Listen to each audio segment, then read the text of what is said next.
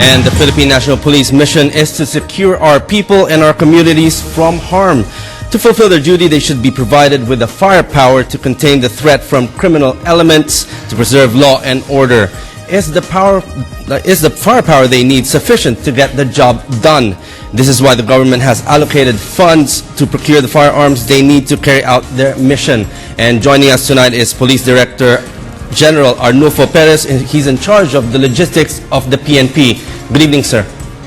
Good evening, Robert.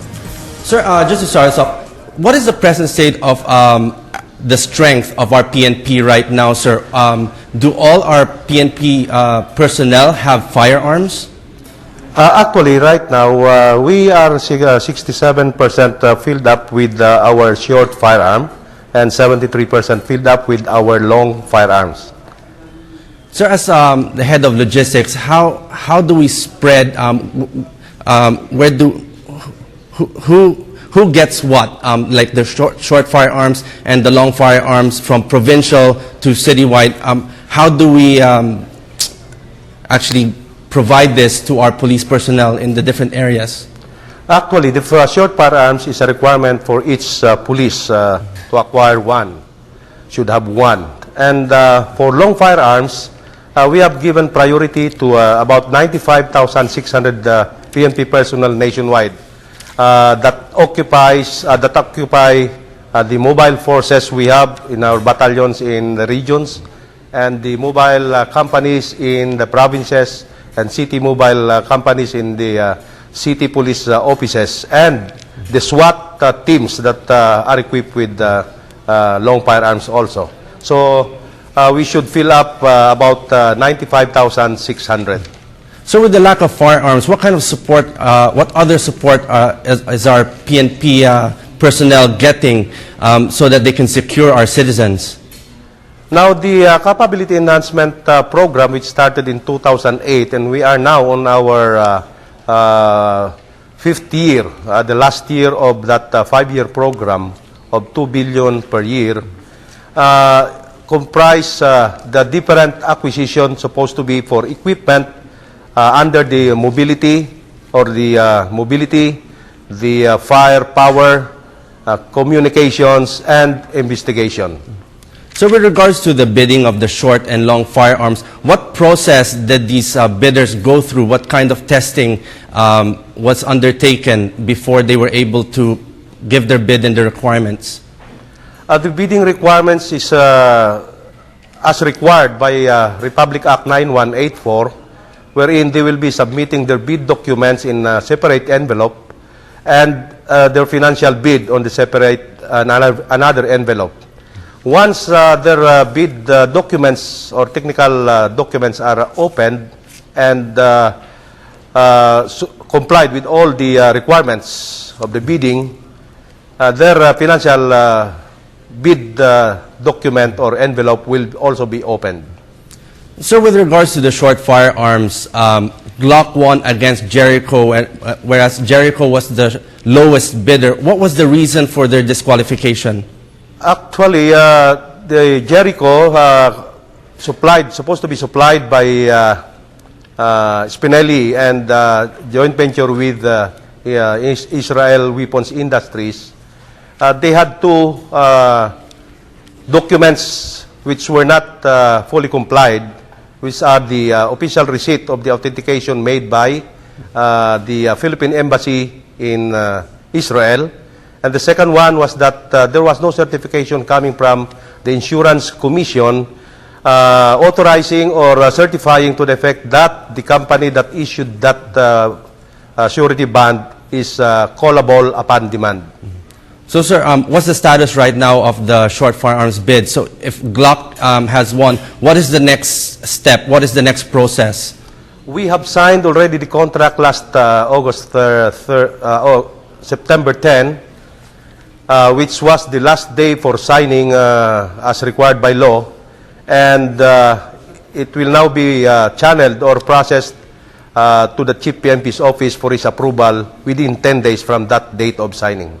Can we say this? 15 days. Can we say this is a done deal, or is there still time when the PNP chief reviews this and come the 10 days when he says 15 either days. yes or no, what's the next step again? What after that? After the approval, if ever it will be approved, the PNP will issue a notice of award to the winning bidder.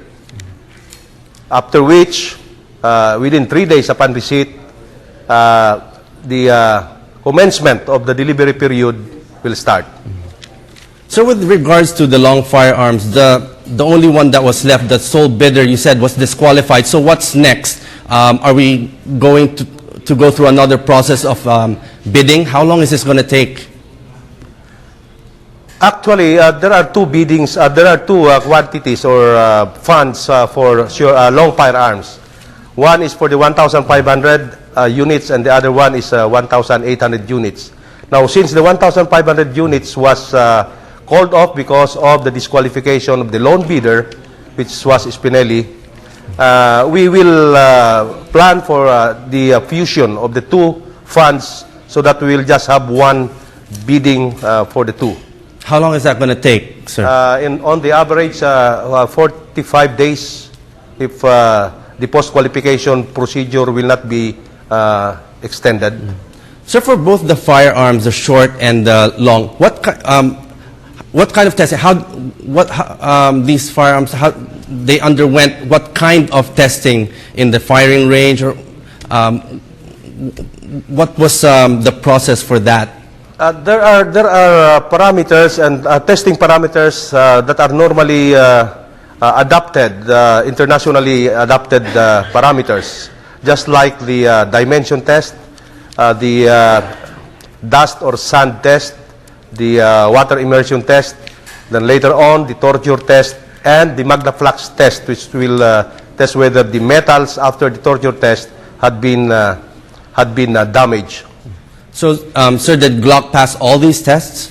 Yes, they have passed all these parameters. All right, so now going back to the short firearms. Now, let's say after the 10 days that the PNP chief says approves this bid, how long are PNP personnel going to get their firearms? What's the process for that? In as much as the quantity is too big, about 60,000, and normally, as in our research, factories of short firearms usually produce between 20 to 25,000 a year. We have agreed to the tranches, 5 tranches, that will have a total delivery period of 570 days. That's a little over a year. Is that too long, sir? Some of our PNP personnel actually need their firearms now. If it's going to take that long, what kind of support are they going to have from now up until that time when they get their firearms? Yes, we could look at the figure or the number of days, 570, but we have arranged with the supplier if ever they could shorten that period, and they said they will try their very best to shorten that period. Now, for the meantime, the PNP personnel has actually, we could say, virtually 100% issued with firearms, because with the 73% fill-up of our long firearms and the 67% fill-up of our short firearms, we gave priority to having one personnel to either be issued one long or one short.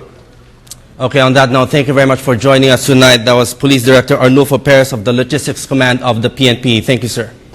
Thank you very much, and thank you for all the listeners of your channel. Okay, thank you.